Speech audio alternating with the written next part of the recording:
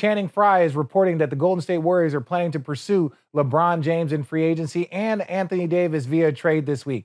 Team and league sources indicated that Green declined the player option. Let me finish.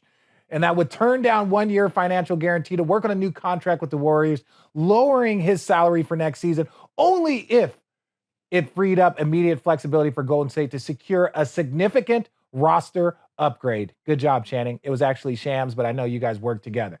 So I'm going to start with you because it's your reporting, Channing. Is this the right move for the Warriors? I want to say, no, but yes. Right? No, but yes. Here's why I say yes. If you're like, hey, Steph, we don't got many options, but listen, we're going to go shoot to the moon. We're going to shoot to the sun. And if we land in the stars, one, you're going to sell crazy amounts of tickets. 1, 2, that's a very smart team. 3, that is a old team. And so I don't know what your bench is going to look like. I don't know what your roster setup is going to look like. But that, if that happens, everyone's going to talk about it. You're basically putting Team USA together, but like old Team USA. I think if it can happen, if I'm Braun, I would never do it. I just couldn't find myself, no offense to Golden State. I don't want to live in San Francisco. But like, you got to say, Steph, we're trying.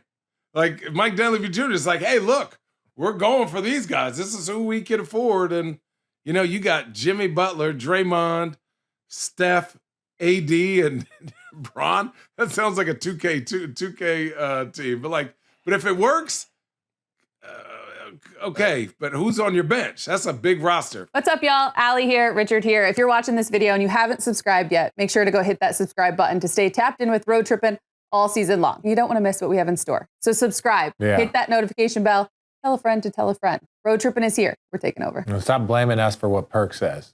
Let me put something on y'all mind real quick. Talk to me.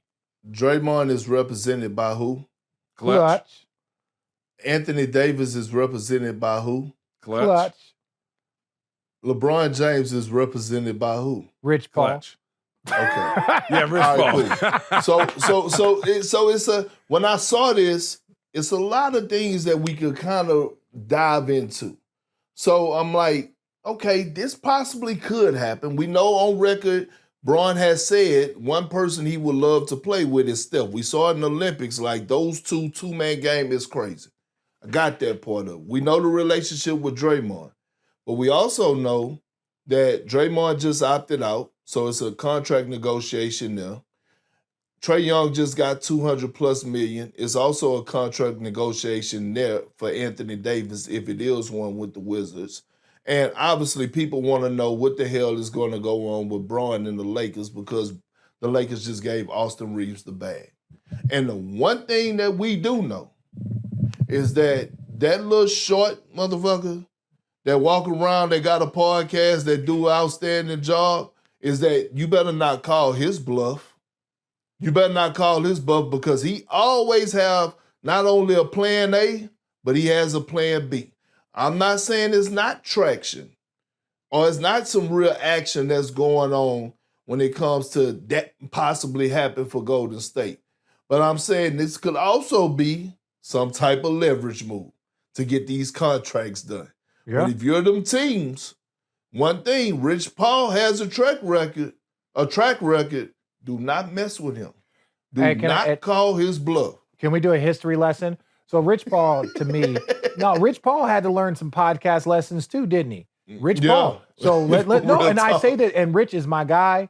I'm not associated with Klutch. I'm represented by WME. I'm represented by Excel. I got people. I am not represented by Klutch. But Rich Paul is my guy. Really good dude. I'm proud of everything that he has accomplished, how hard he's worked.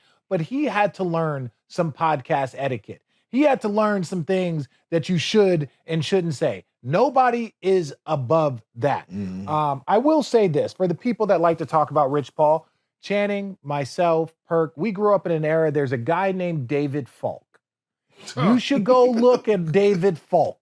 David Falk was the first puppet master the NBA had ever seen. You could go back and look. I want all the people to go Google David Falk. and see what he was responsible for in the 90s. That's just a history lesson. So when a lot of players, we don't, like Rich Paul, all these other guys, go look at David Falk and look at what he was responsible for. He's an absolute legend. He was one of the first, in my opinion, icons that I can remember from the agent game, right? There's the guy in Rosen something for football, right? There are certain guys that are just very, very powerful, and there are agents that learn how to maneuver to the top. So sometimes I look at Rich Paul and just saying he's following the David Falk kind of move. That's what I look at. So when I see these things, these are the things that are a part of the game. David Falk was the man. He would walk in. He would show you, hey, this is who I have. Would you like to come over here? He'd show up here and bring up all the Wheaties boxes that he had put his players on, all of the max contracts. He has been privately known to say, you know, these teams better be careful before I put all my players on the same team. That was David Falk, absolute legend. This dude made guys billions of dollars. So Rich Paul ain't the first. There just might be something different about Rich Paul that people don't like. We can save that for another time, right? So when I look at Golden State, I like this. For me, you almost want the guys to play together. You also look at Kevin Durant in his time there when he was, you know, maybe he was the best player, but he might not have been the most important player. That was Steph's team. Steph was the most important player on that team. Kevin Durant was a 7-foot monster. We played against them. We played against them in the finals. There wasn't anything that you were able to do with that team, and that's because they had Steph, because they had Clay, because they had Draymond, because they had KD. There was nothing. I'm not here to give a success slice of the pie for why they were so dominant. All of them combined were maybe the most unstoppable team in NBA history, and if not for a couple of injuries, they most likely would have three-peated, but that's a part of it. So, you know, Channing, do I like your reporting? I think Golden State should come after LeBron. They should go after. They should maximize Steph's last couple of years. I think the Lakers, I think they would be taking a step back if LeBron James decided to leave, excuse me. I think that would be a really, really big step back if they decided to scrap that. But I also think that they've got some work to do to make themselves as competitive as they should. And one thing that they have to realize is that they took and got Luka coming off of finals. So you get Luka coming off of finals, and then you get Luka in LA. Now the clock starts. You got to build a championship roster around Luka, and you ain't got 5-6 years to do it. You got 2 or 3. And now we're entering into year 2 of the full year of having Luka. I like Austin Reeves signing. I think he earned every single dollar. There are things that you have to address around Austin Reeves as his usage rate has gone up. His games have gone down.